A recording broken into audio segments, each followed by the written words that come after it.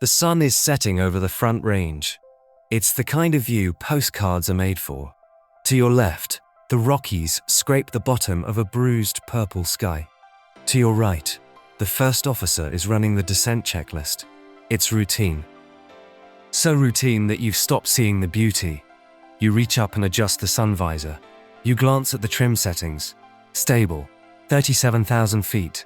Airspeed, 450 knots. Everything is green. You reach for your coffee. It's cold. You make a mental note. Remind the flight attendant to bring a fresh pot before the approach into Denver. You tap the photo tape to the edge of the glare shield. Your daughter, Mia.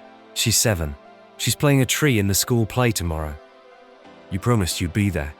There's a slight vibration in the yoke, normal for a bird this age. You ignore it. You shouldn't ignore it. It's not a bang, it's a thud. A heavy, dense impact that transmits through the landing gear, up the fuselage, and settles in your molars. It feels like the plane just ran over a speed bump in the sky. The first officer looks at you. What the hell was that? You don't answer. You're scanning, engine indications, oil pressure, vibration monitors. Everything is still green, but the yoke isn't neutral anymore. It's pulling left, gently, like a dog tugging on a leash. You thumb the autopilot disconnect button.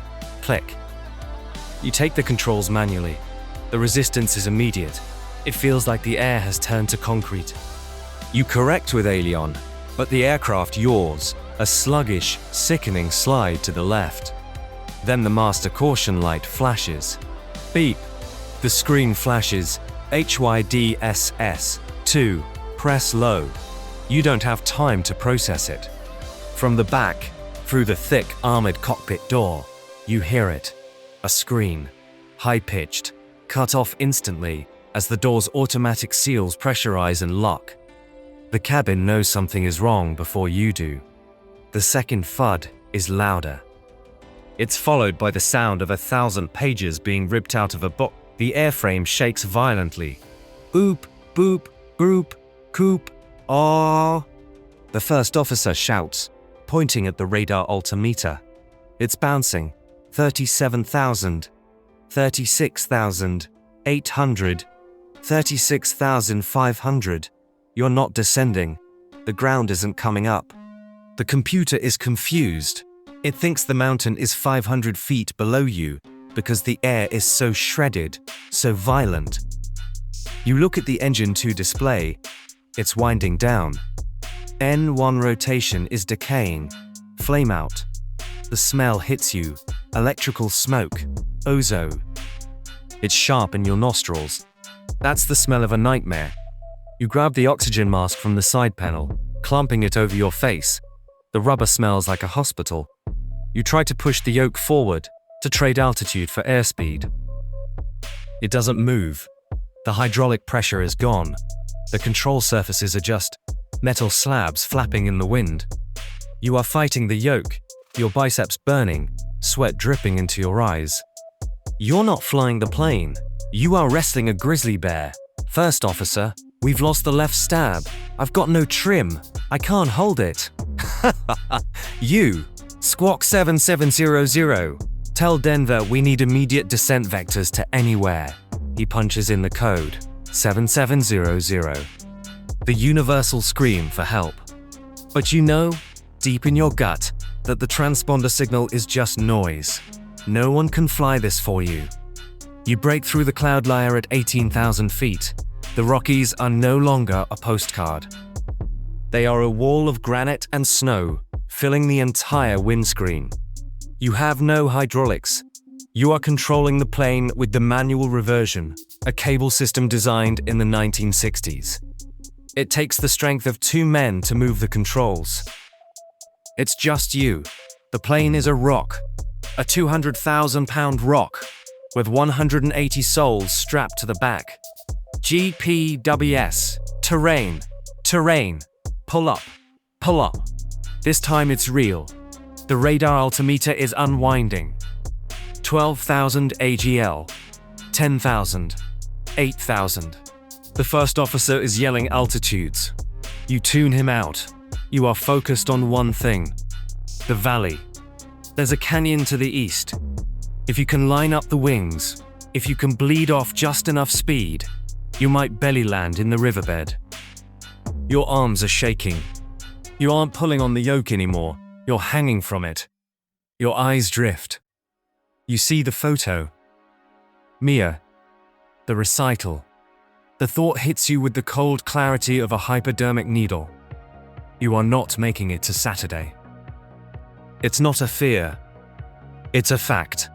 You've been flying for 23 years. You know the math.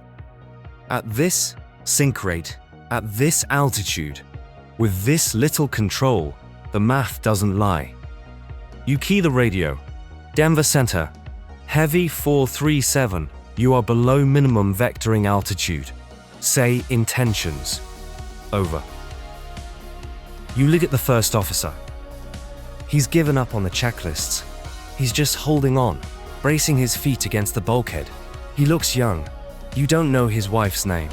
You realize you should have asked. The smoke is thicker now. It's hard to see the instruments. You're flying by the shape of the mountains outside. You press the transmit button on the yoke. You don't reach for the mask mic. You want them to hear your voice. You, Denver. Heavy 437. You pause. The plane shutters. A loud bang echoes from the aft cargo hold. You, tell my wife I'm sorry. Tell her to tell Mia. Gaddy's proud. There's a long silence on the frequency. Just static and the roar of your death dive. Denver Center. 437. We're showing you 20 miles east of Aspen. We have rescue assets spinning up. You're going to make it. Just keep... You click the radio off. You don't need the distraction. You both know you're not going to make it. It's strange. The GPWS stops screaming. The master warning light flickers and dies. The plane is gliding. You look at the airspeed, 180 knots. Flaps are inoperative. Landing gear is inoperative. You line up the nose with the valley floor. It's a narrow strip of pine trees and white water. There's a moment of terrifying silence. The yoke feels light. For the first time in 10 minutes, the plane feels like it wants to fly. You breathe. You look out the window. The sun is setting through the peaks. It's the most beautiful thing you've ever seen. You whisper to yourself. You, flaps, are wherever they are. You take your hand off the yoke for 1 second. You reach up, and you tap the photo of Mia. You straighten it. You put your hand back on the yoke. You pull back, gently, trying to flare a 200,000-pound glider without hydraulics. The trees aren't just hanging the fuselage, they're detonating against the windscreen. The cockpit goes dark as pine needles and snow blind the glass.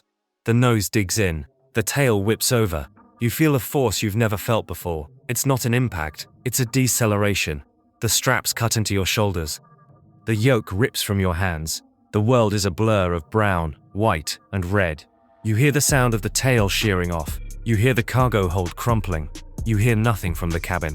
180 souls, silent. You close your eyes. You think of the cold coffee. You think of the recital. The spinning stops. It's dark. You are upside down. Your ears are ringing. You can feel cold air rushing in through a crack in the windscreen. The smell of pine trees. You can't move your legs. You blink. Blood drips down your forehead, hanging in the air, suspended by the low gravity of the wreck. You look to your right. The first officer is moving. He's groaning. You look forward. The yoke is gone. The instrument panel is a dead black slab. But there, hanging by a single piece of tape, dangling in the darkness, the photo. Mia, dressed in a green tree costume, smiling with her 2 front teeth missing. You blink again. You try to move your hand to reach for it. You can't. But you can hear something now. Faint, over the hiss of the steam. Sirens, in the distance, getting closer. You don't know if you're going to make it. You don't know if anyone is. But you fought. You brought it down. And in that darkness, in that silence, you realize you have 1 minute left. Not 10, but it's a good minute. It's quiet. Fade to black.